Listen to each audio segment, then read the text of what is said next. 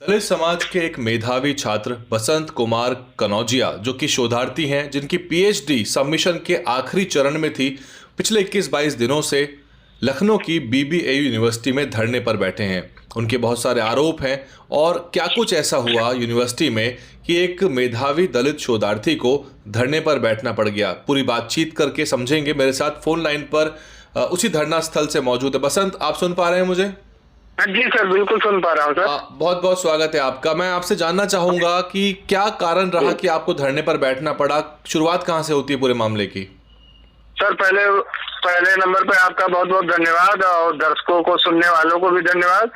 जो सर मेरे साथ जो मेरा निष्कासन हुआ उसका एक कारण है, 17 सितंबर को हमारी यूनिवर्सिटी में एक इंजीनियरिंग डिपार्टमेंट प्रोग्राम हो रहा था बिना परमिशन के, जो बाहर के लड़के आके आयोजित कर रहे थे। तो उसमें क्या है, इंजीनियरिंग डिपार्टमेंट और दिशा एक ऑर्गेनाइजेशन और एक SFI organisation, student federation of India, उन बच्चों ने विरोध किया कि विदाउट परमिशन प्रोग्राम क्यों हो रहा है यहाँ पे। कि जो कि हमें अंबेडकर जयंती अगर प्रोग्राम करने से मना किया जाता है, ये बच्चों ने विरोध किया विश्वविद्यालय प्रशासन के खिलाफ। तो करीब वो लोग धरना देते रहे शाम को 4:30 बजे तक। 4:30 बजे यहाँ का जो प्रॉक्टर, सुरक्षा अधिकारी और पुलिस प्रशासन ने बोला, आश्वासन दिया धरना हटाने के लिए कि जो भी बिना परमिशन प्रोग्राम कर रहे थे, जो भी दोषी होगा, चाहे विरासत दोषी होगा या सुरक्षा अधिकारी या भी छात्र, उनको कल प्रॉक्टर बोर्ड की टीम के सामने बुलाया जाएगा। दोनों पक्षों को सुना, जो भी आरोपी होगा उस पर उचित कार्रवाई होगी। ये आश्वासन देकर बच्चे इधर उधर चले जाते हैं। तो वहां पहले से मौजूद बाहर से आए हुए व्यक्ति जो हथियार, लाठी डंडा जो कार्यक्रम आयोजित कर रहे थे, वो बच्चों को एसएफआई संगठन और दिशा संगठन को पीट देते हैं। किसी का सर फट जाता है, किसी का पैर टूट जाता है, इस तरह से। फिर शाम को मुझे भी जानकारी, उस दिन बारिश हो रही थी, मैं कैंपस आया नहीं, तो मुझे भी जानकारी होती है कि बच्चों को बाहर से आके लड़के पीट दिए। तो मैं भी सीनियर के नाते, और बच्चे पहले से चले गए थे वाइस चांसलर के चैम्बर में अपने न्याय के लिए, तो हम भी पहुंच जाते वाइस चांसलर से के पास। हम भी जाके यही क्वेश्चन करते हैं, प्रश्न करते हैं कि बाहर से सर कैसे लड़के आए पीट के चले गए, या फिर आप इस सह पे सुरक्षा अधिकारी पिटवा रहे हैं वो लड़कों बुलाकर। बताइए, प्रॉक्टर और सुरक्षा अधिकारी आश्वासन देने के बावजूद भी बाहर से लड़के कैसे आ जा रहे पीटने? तो अभी तक कार्रवाई क्यों नहीं? तो इतना क्वेश्चन होने के बाद फिर उस घटना को लेकर एक जांच कमेटी बनाई जाती है प्रोफेसर सारथी बाग के अंडर में 8 सदस्य उस घटना को। लेकिन उस घटना में मुझे नहीं बुलाया गया, जो भी लड़कों को बुलाया गया मुझे जानकारी नहीं थी। लेकिन जब 17 अक्टूबर को जब रजिस्ट्रार कुल सचिव अपनी तरफ से मुझे नोटिस देते, उस नोटिस में यही लिखा है कि 17 तारीख की घटना में आपने लड़कों को भड़काकर बरगलाकर वीसी के चैम्बर में भेजा, उसमें आप दोषी पाए। कारण बताओ। मैं और वो अनुशासन समिति बोला, उन्होंने उसमें जिक्र किया, अनुशासन समिति ने आपको दोषी पाया। तो मैंने उसका सवाल मैं पूछना चाह रहा हूँ बसंत आपसे कि जब बाहर के जो लोग आए, आपने कहा कि वो लाठी डंडे उनके पास थे, तो उसमें क्या अनुसूचित जाति समाज के छात्र भी उसमें इंजर्ड हुए? नहीं, एक अनुसूचित जाति का हुआ था, एक ओबीसी का हुआ था। अच्छा, कोई एफआईआर हुई थी इस मामले की? कोई पुलिस शिकायत हो पाई थी क्या? एक एफआईआर इधर से हुई थी नॉर्मल धाराओं में, और एबीपी के जो बाहर से गुंडे आए थे वो भी सत्ता की अनेक्स से क्रॉस एफआईआर कराए थे। अच्छा, हम दोनों क्रॉस एफआईआर, वो दो गुटों में आपस में झगड़ा हुआ था, वो प्रशासन को लेकर हुआ था।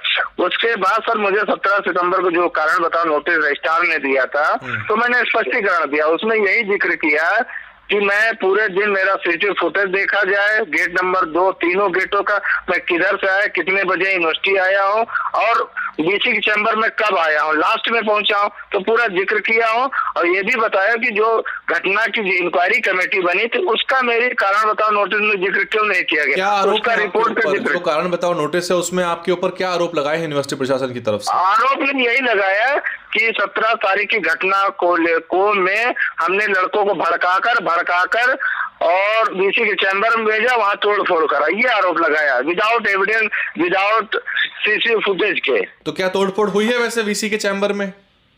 नहीं, तोड़फोड़ तो नहीं, तोड़फोड़ वो बता रहे हैं। अगर तोड़फोड़ हुई है तो अभी तक 3 महीने हो गए, बच्चे पर कार्रवाई क्यों नहीं जो तोड़फोड़ की, और सीसीटीवी फुटेज क्यों डिलीट कर दिया गया है वहाँ का? क्या सीसीटीवी फुटेज जो है आपने मांगने के लिए प्रशासन से कोई आवेदन किया था या आपने? बिल्कुल बिल्कुल मांगने की, जो सर उस घटना की जो जांच रिपोर्ट बनी, घटना की जो जांच कमेटी बनी थी उसके आधार उसकी रिपोर्ट मैं मांग रहा हूँ कि उस रिपोर्ट कहाँ गई है, उसकी रिपोर्ट जिक्र करिए। फिर उस घटना के बाद जब हमने 24 अक्टूबर को इसका स्पष्टीकरण दे दिया, फिर उसके बाद 14 नवंबर को मेरे पास रात में, हम 15 दिन से दिल्ली में थे, 14 नवंबर को रात को रजिस्ट्रार की तरफ से मेल आता है, उसमें यही एलिगेशन लगाया गया कि अनुशासन समिति ने आपको दोषी पाया कि आपने 17 सितंबर वाली घटना में आपको लड़कों को भड़काकर वीसी की चैम्बर तोड़फोड़, फिर आप 2012 से अभी तक आप बच्चों को इकट्ठा करते आए, आप भड़काते रहे, आप आदतन अपराधी हैं, इस तरह का एलिगेशन लगाकर मेरा एक्सप्रेशन किया गया। हैबिचुअल ऑफेंडर कहा गया है आपको, है ना? जी जी जी, पुराने वो पूरा। अब बताइए वाइस चांसलर अभी, और सर जो जहां तक मैं समझ पा रहा हूं इस कैंपस के अंदर जातीय भेदभाव की भी शिकायतें लगातार आपकी तरफ से होती रही हैं पहले भी? बिल्कुल बिल्कुल सर, ये सर मेन टारगेट यही हुआ है कि मैं यहाँ अम्बेडकर जयंती मनाते आया हूँ, यहाँ विचारधारा को फैलाते आया। ये अम्बेडकर साहब की यूनिवर्सिटी, अम्बेडकर के नाम पे यूनिवर्सिटी, उसके विजन में भी है कि विश्वविद्यालय के बाबा साहब के विचारों को प्रसार करना, उनके योगदान को लोगों को जागरूक, वही मैं करते आया। और सर मैं एक चीज और बता दे रहा, 2012 से अभी तक कभी मेरे ऊपर दंडात्मक कार्रवाई यूनिवर्सिटी की तरफ से कभी नहीं हुई है।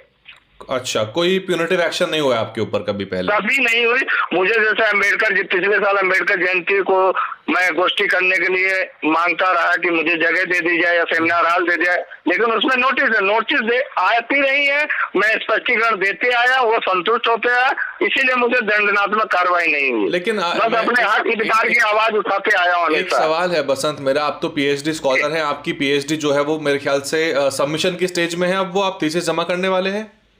नहीं बिल्कुल सर, मैं इसीलिए दिल्ली आया था कि अपना थोड़ा सा आर्काइव का डाटा लेना था। मैं जनवरी फरवरी में प्री सबमिशन देना, क्योंकि मेरा 16 नवंबर को मेरा 5 इयर्स कंप्लीट हो गया था। मैं सबमिशन के दौर में ही चल रहा था कि मार्च अप्रैल तक मैं फाइनल कर दूंगा, क्योंकि अप्रैल तक मेरा एक्सटेंशन था। आपका एक्सपल्शन कौन सी डेट का हुआ था? निष्कासन कौन सी डेट के चिट्ठी है वो? ये 14 नवंबर को सर। तो आपका जो जेआरएफ का आपको स्कॉलरशिप मिल रहा था, आपको स्टाइपेंड आ रहा था उससे पहले? वो सर पैसा आ रहा था, मगर 14 नवंबर से रुक गया है सर। अब वो रुक गया है? अच्छा, वो रुक गया। जी जी। तो मेरा सवाल है कि जब एक्सपल्शन हुआ था तो क्या उससे पहले आपको अपना पक्ष रखने की कोई मतलब अपॉर्चुनिटी मिली थी यूनिवर्सिटी की तरफ से कि आप स्पष्टीकरण दीजिए? किसी कमेटी के, जैसे डिसिप्लिन कमेटी का जिक्र किया उन्होंने, मेरी नोटिस, डिसिप्लिन कमेटी ने कभी मुझे सोकार नोटिस भी नहीं दिया, ना मेरा पक्ष सुना, ना मुझे कोई इन्फॉर्मेशन की 2 महीने में। यानी कि जिस डिसिप्लिनरी कमेटी ने आपके खिलाफ फैसला सुनाया है आपके एक्सपल्शन के लिए, उसमें आप मौजूद नहीं थे, यानी कि आपका पक्ष नहीं सुना गया है? बिल्कुल। और सर उसने भी नहीं सुनाया फैसला, उसका जिक्र किया, रजिस्ट्रार ने सोकार नोटिस दिया, वीसी ने सिग्नेचर किया, एक्सपल्शन किया। क्योंकि भारतीय न्यायिक व्यवस्था के अंदर nobody can be punished unheard. जी जी, आपको अपना पक्ष रखने का, स्पष्टीकरण देने का आपको मौका मिलना चाहिए। ये बिल्कुल मिलना चाहिए सर।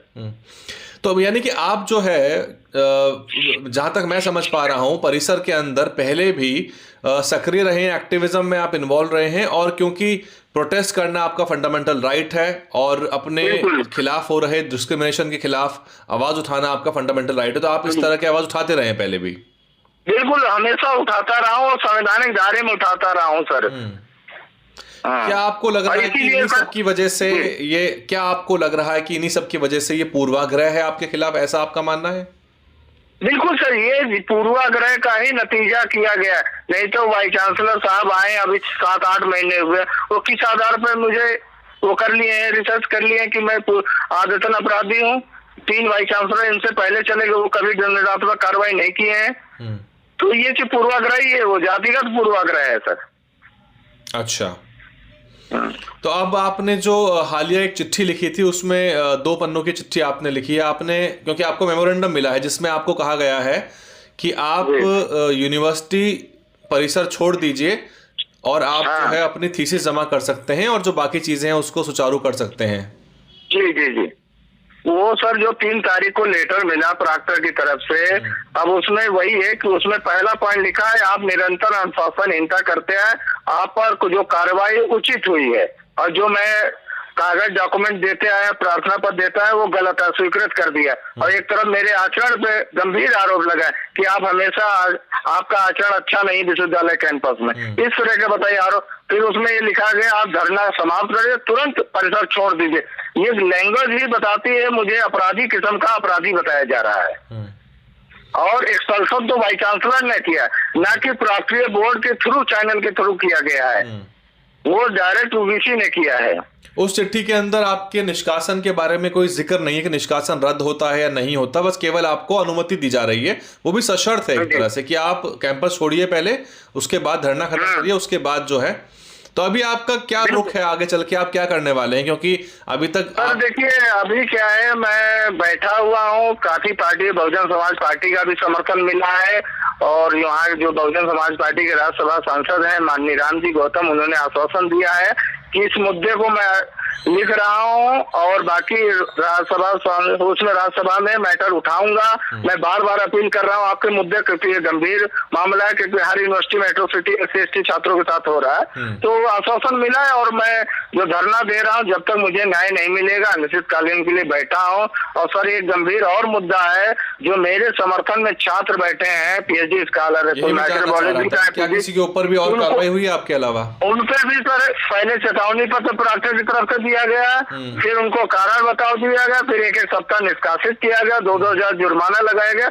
अभी सुनने में आ रहा 3-3 महीना उनको भी निष्कासित कि मुझे अलग थलग करने के लिए चल रहा है विचार कि अलग पड़ जाएंगे, धरना समाप्त कर देंगे। राइट टू पीसफुल प्रोटेस्ट जो है वो तो आपका संवैधानिक अधिकार है, फंडामेंटल राइट है। बिल्कुल, मगर सर वो संविधान का उल्लंघन कर रहे हो। संविधान को मानते ही क्या विषय? अगर संविधान का मानते होते तो एक जांच प्रक्रिया के तहत जो इंक्वायरी कमेटी बनी तो उसकी रिपोर्ट लगाकर मुझे निष्कासन करते तो मुझे स्वीकार होता है, लेकिन ये उसका चैनल फॉलो ही नहीं किया है।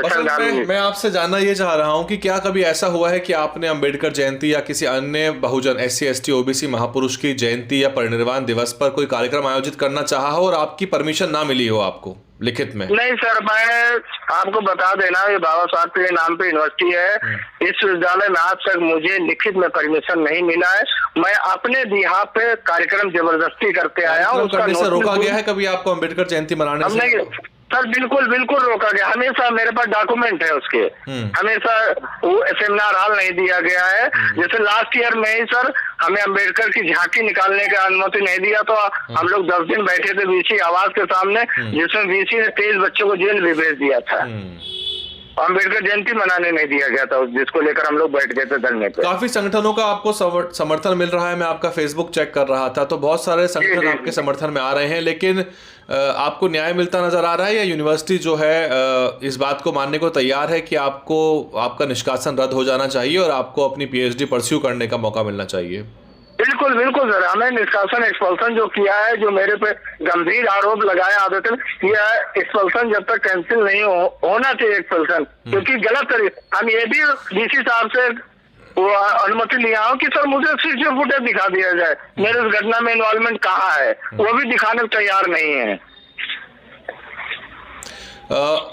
तनुज पुनिया भी आए थे शायद यहाँ पर, जो सांसद है बाराबांकी जी आए थे, उन्होंने आश्वासन दिया है कि आपका मैटर उठाऊंगा, आपको शिक्षा मंत्री को भी लिखूंगा लेकर, क्योंकि अभी सदन चल रहा है। क्या कोई और सांसद भी आया था आपके पास? नहीं सर, बात हुई थी, आप पार्टी के माननीय संजय सिंह से भी बात हुई थी, RK चौधरी हैं समाजवादी पार्टी के मोहनलालगंज, उससे लोकसभा से उनसे भी बात हुई, उन्होंने भी आश्वासन दिया। एक कांग्रेस के सांसद है सीतापुर डिस्ट्रिक्ट से माननीय राकेश राठौर, उन्होंने भी आश्वासन दिया। तमाम लोगों ने आश्वासन दिया है कि मैं आपके मुद्दे, गंभीर मुद्दे, और ये भीम आर्मी के चंद्रशेखर आजाद से भी बातचीत हुई, उन्होंने भी गंभीर मुद्दा बोला कि उठाएंगे उसको।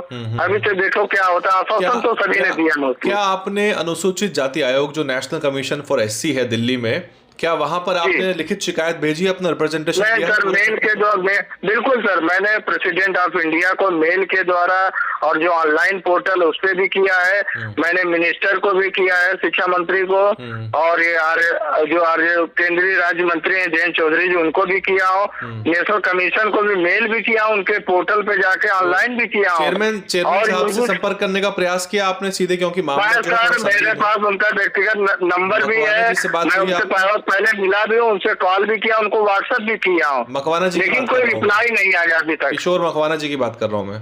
हाँ जी, मैंने उनको व्हाट्सएप पे कॉल भी किया हूँ, और अगर बात नहीं हो पाई उनको व्हाट्सएप मैसेज भी किया हूँ, लेकिन बात नहीं हो पाई सर, कोई रिप्लाई नहीं है, ना मेल का है ना पोर्टल के थ्रू आया। क्या आपका अगला कदम रहेगा, आपका अगला एक्शन प्लान क्या है, क्योंकि आप धरना खत्म नहीं करने वाले हैं? ये है कि सर देखते हैं, अगर न्याय नहीं यहाँ तक मिला मेरा ने, और बाकी कोर्ट का भी रुख करेंगे अब, क्योंकि अब बचता है कोर्ट का चारा है। प्रशासन, देखिए साफ सीधी बात है कि प्रशासन आप पर पूरे मुद्दे का राजनीतिकरण करने का आरोप भी लगाएगा आगे चलकर।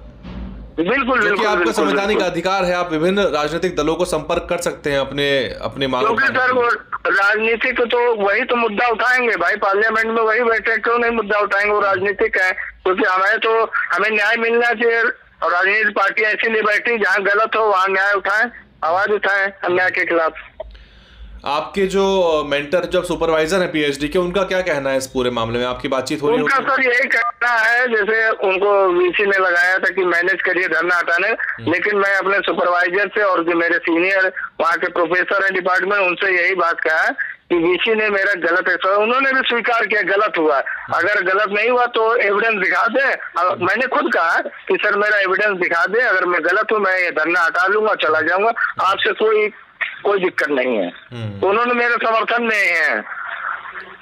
तो आपके समर्थन में आप कहना चाह रहे हैं? बिल्कुल बिल्कुल, क्योंकि हम गलत नहीं हैं, उनको भी पता, विश्वविद्यालय को सभी को पता है, ये पूर्वाग्रह में की गया है, रजिस्ट्रार यहाँ का सुरक्षा अधिकारी, और जो मैं हमेशा 10 साल से उनकी आंखों में किरकिरी बना रहता था, उन्होंने, क्योंकि और वीसी को भी हमें लगता है मिसगाइड किया गया, ये प्रशासनिक अधिकारी जैसे रजिस्ट्रार ने और ये सब मिलके लीगल आप उपाय भी करना चाह रहे हैं कुछ? आप लीगल? नहीं सर, मैं लीगल उपाय के तौर पे जाऊंगा, अभी 2-4 दिन और देख ले रहा हूँ, तो लीगली मेरा वही प्लान है सर। क्योंकि बसंत ये पूरे आपके करियर का मामला भी है, क्योंकि आप अपने हक अधिकार की बात कर रहे हैं। सर बिल्कुल है सर, मैं 14 साल इस यूनिवर्सिटी को दिया, और अपने करियर को लाइफ, मेरी डिग्री है, अंतिम डिग्री है, उसको कैसे छोड़ेंगे? बिल्कुल। बहुत बहुत शुक्रिया बातचीत करने के लिए। क्या कुछ कहना चाहेंगे जो समाज के बुद्धिजीवी हैं या जो एक्टिविस्ट?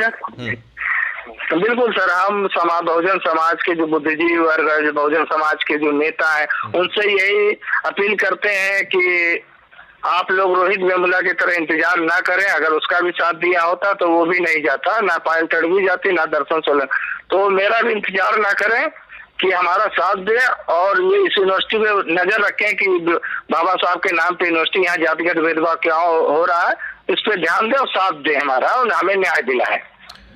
बहुत बहुत शुक्रिया बसंत बात करने के लिए, और उम्मीद है कि आपको न्याय मिलेगा, और जितने भी आपके ऊपर आरोप लगे हैं वो खारिज होकर आपका निष्कासन रद्द होगा, और यूनिवर्सिटी प्रशासन आपकी बात समझेगा, ऐसी हम उम्मीद करते हैं। बहुत धन्यवाद। धन्यवाद सर, शुक्रिया, थैंक यू सर। तो आप सुन रहे थे बसंत कुमार कनौजिया जी को। पूरा घटनाक्रम आपके समझ में आ गया होगा, और प्रशासन के और यूनिवर्सिटी प्रशासन के अपने आरोप हैं, जाहिर सी बात है, और लेकिन बसंत कुमार कनौजिया का भी स्पष्टीकरण है कि वो आंखों के किरकिरी बने हुए हैं, क्योंकि वो लगातार बाबा साहब को लेकर जयंतियां मनाते हैं, परिनिर्वाण दिवस को आयोजित करते हैं, संगोष्ठियां आयोजित करते हैं, और एक तरह का टकराव की स्थिति पैदा हो जाती है। लेकिन अचरज की बात है कि बाबा साहब भीमराव अंबेडकर के नाम से यूनिवर्सिटी बनी हुई है, जिसको विशेष प्रावधानों के तहत, जिसमें 50% का अनुसूचित जाति का आरक्षण है, ये शायद आप लोग नहीं जानते होंगे, और इस यूनिवर्सिटी में समय समय पर इस तरह के जो छात्र हैं वो किसी न किसी कारण से धरने पर बैठे रहते हैं। ये एक अच्छी प्रशासन की एक तरह से पहचान नहीं है, जो कि अपने बाबा साहब के नाम पर बनी यूनिवर्सिटी में अनुसूचित जाति के मेधावी छात्रों के साथ इस तरह का प्रबंधन नहीं कर पाता कि वो उनकी मांगों को सुन के और उनको सेटिस्फैक्ट्री जवाब दे, बल्कि एक तरह से अनुसूचित जाति समाज के जो छात्र हैं वो ही इस यूनिवर्सिटी में निशाने पर बने हुए हैं। देश भर के प्रोफेसर जो हैं, खासतौर से आरक्षित वर्ग के, उनको इस पर आवाज़ उठानी चाहिए। आरक्षित जो सांसद और विधायक हैं देश भर के, उनको इस मुद्दे पर आवाज़ उठानी चाहिए। और आप अगर इस वीडियो को देख रहे हैं तो आप इसको शेयर करके बड़ा योगदान दे सकते हैं।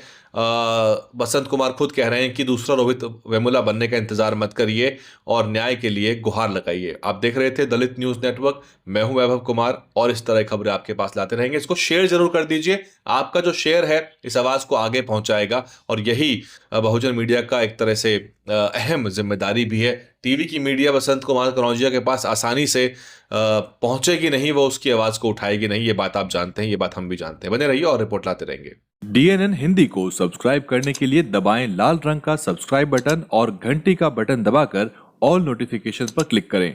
चैनल को जिंदा रखने के लिए नीले रंग का ज्वाइन बटन दबाकर चैनल को आर्थिक सहयोग करें।